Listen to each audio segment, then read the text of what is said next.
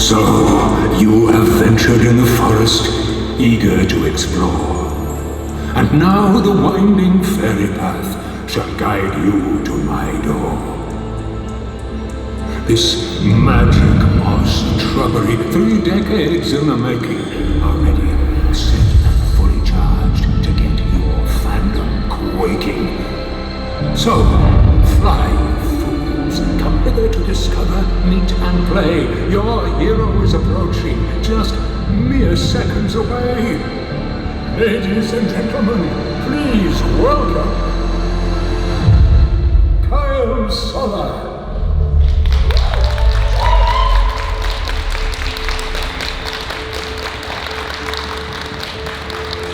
Good evening, Mr. Sola. Good evening.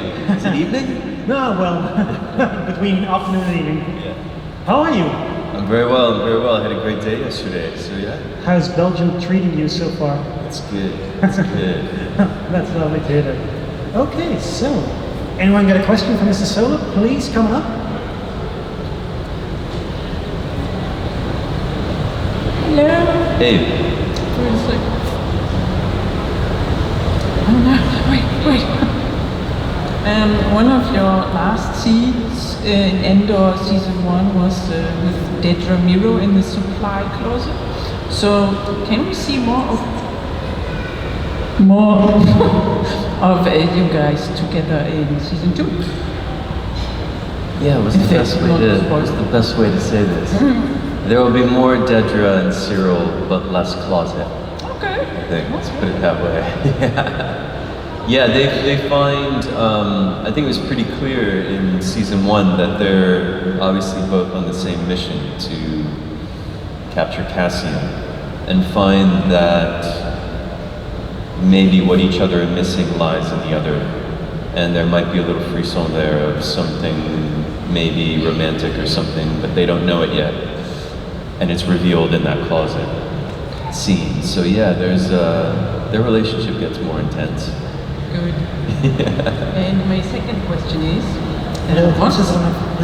I'm so sorry. what's a movie or show you would advise everyone to watch because it's so good? And what's a movie or show that's dumb but you love it anyway? That's a great question. God, there's so many good shows out there.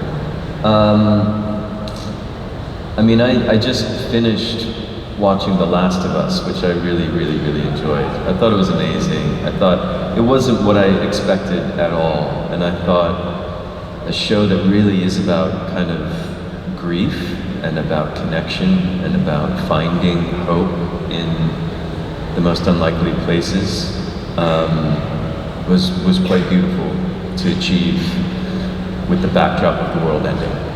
And a guilty pleasure, like most of the Pixar films. Oh. Yeah. Thank you so much. Thanks. Have you also played the game, The Last of Us? I played it like very briefly way back when it came out originally. The first version. The first version. PS3. Yeah. Great. Yeah. Anyone else? Please, don't be shy. Hi, hello. Hey. Nice to meet you. I'm Nice a to big meet you. fan of Full Dark. Oh, cool. And I was just wondering if you could share something about your experience shooting on location there, because I was planning to go to Cornwall after seeing Full Dark and just like locations and stuff. You gotta go to Cornwall. It's incredibly beautiful. It's also like really magical. There's some amazing special energy there. And in the summer, you could be in the Mediterranean. The waters are crystal clear blue. The sun is amazing. The seafood is awesome. You've got great beer. And the people are really nice. And filming, I mean, that was a lovely job because I made some really close friends that I still have now. I learned to ride a horse on that job, which I didn't anticipate to love so much. That was a really kind of amazing thing, which I still enjoy. What else? I mean, I didn't love the costumes, but But you looked good in them, so that Bless you. But I loved where we filmed, and I loved the heart of the story. You know, it had a very deep heart to it all, and I really appreciated that. Yeah. Okay, thank you, and everyone who only knows him from Andor, go watch Poldark. Yeah, watch both. Thanks. Hi, I have two questions. A little closer to the microphone. Before Andor, did you like Star Wars? And my second question, do you think you can catch Andor? Yes and yes.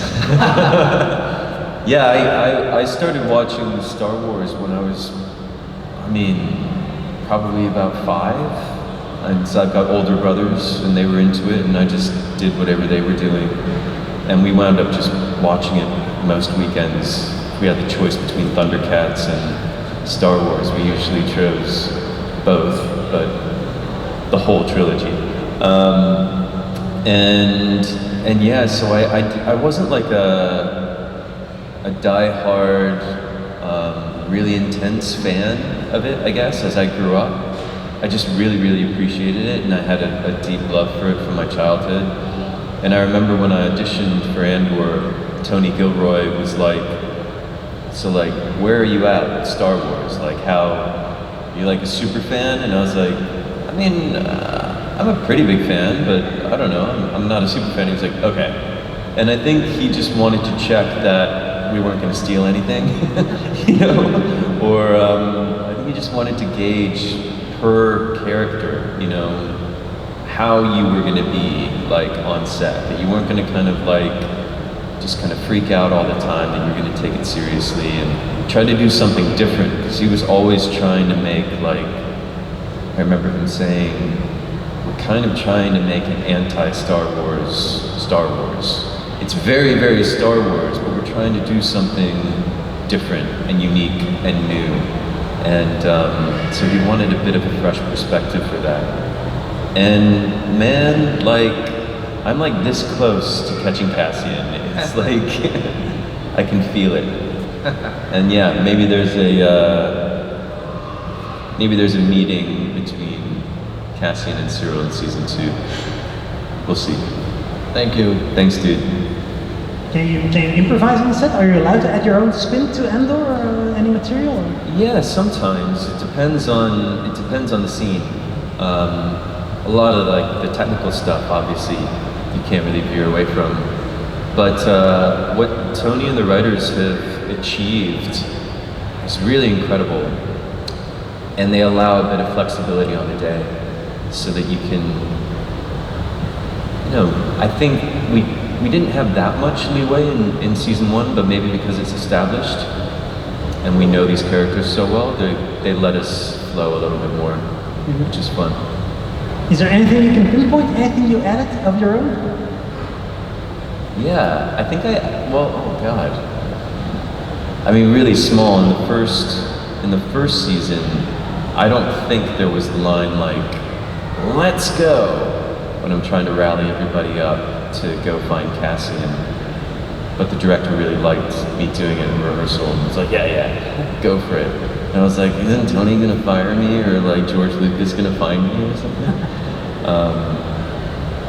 That's one that I can remember. And then I can't tell you the ones in season 2.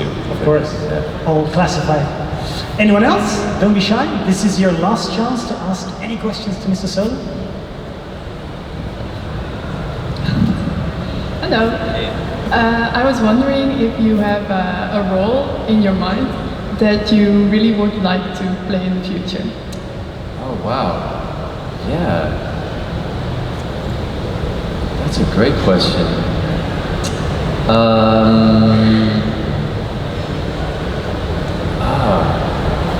I should probably have an answer to this. I don't know. I do a lot of theater as well, but like in terms of filming, I don't know. I'm gonna have to really come up with an answer for that. If you have any ideas, please do tell me. I don't know, but it's good to think about it. Yeah. For the future, sure. to have a goal. Yes, goals are important. Thank you. Thanks. Anyone else? Yes. If you could pick to play any other character in the Star Wars universe, like more based on your own personality, who would it be? Based on my own personality. Like more Han Solo, a Luke, a Leia? I think I'd be an Ewok. I mean, like, that's where I sat when I was a kid. I was like, those are the guys. Those are the guys for me. But in terms of an actual English-speaking character, maybe, yeah, man, like, I wanted to be Han. I wanted to be Han. I think I still do deep inside. What about you? Do come back. I have no idea. More of like, not a leader type, but somebody who likes to help everybody else. Yeah. Maybe somebody on Leia's staff. Yeah. Like helping things go in the right direction. Like not giving the orders, but helping planning and brainstorming. That sounds good. So this is your first Belgian convention, and I suppose you were just not an actor from Andor. Who would you dress up as? Who would you cosplay as? Oh, wow. Ooh. I mean, I like, has anyone ever dressed up as a Rancor? As a Rancor? I'm not sure. I feel that's pretty ambitious. Yeah. Like, especially a life-size Rancor. yeah, like maybe go big. Maybe go big. And if I couldn't achieve that with like my own home design, then probably like a sand person. Yeah, you can really always cool. go unnoticed, of course. Yeah. It would be funny to dress up as your Andor character, and then if people go, well, he really looks like that. Yeah. It's like Charlie Chaplin once ended in a Charlie Chaplin look That's like right. this and ended in the 3rd place. Yeah. Someone else? Don't be shy. No spoilers for season 2 of Andor. I'll tell you anything you need to know. Other than that, everything's permitted, everything's allowed. No one? Come on, guys. Yeah. Did you do anything fun in Ghent last night? Oh, in Ghent. I ate a lot of cheese last night. You all got good cheese. I've had like a really intense week, so I had high ambitions about like going out. But once I ate that cheese, I fell asleep. So I didn't have a very late night, unfortunately. Try any beers? Yeah. I mean, like beer and cheese was a great combo. Mainly why I fell asleep. Maybe another, what's your favorite animal and why? Favorite animal? My favorite animal growing up was a cheetah. A cheetah? A cheetah. Okay. Because they're the fastest, or at least I thought they were the fastest. Yeah, at living least land animal. regarding land animals, I think they are. Yeah. Pretty dangerous as a pet, though. I mean, it could kill you in one moment. I suppose that's true. But then, like, you know, danger is always present. You got to be on your toes. And I thought maybe that'd be fun. True. Yeah.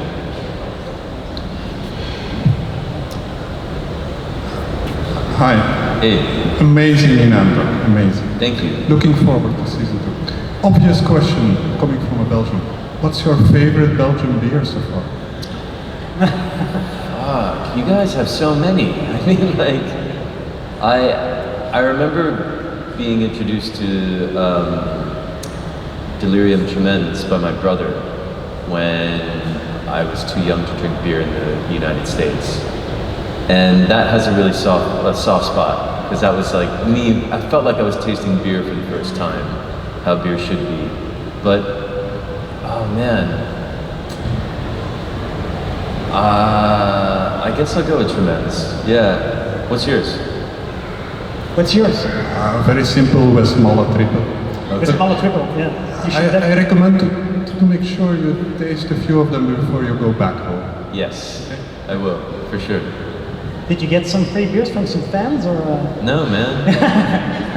I think Tyler, your colleague, he got some beers. So, What? Yes. You should bargain or negotiate with him. Perhaps he can lend you some of this. Yeah, I'll talk to him. backstage. Okay, guys, no one else?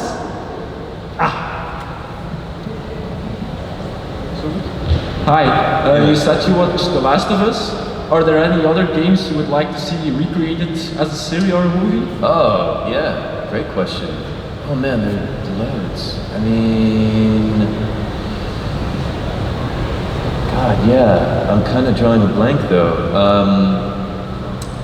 I think there's so many that are ripe for an adaptation like that. I think that's what Last of Us really showed everyone, right? It was like, oh yeah, you could do this really easily and really effectively.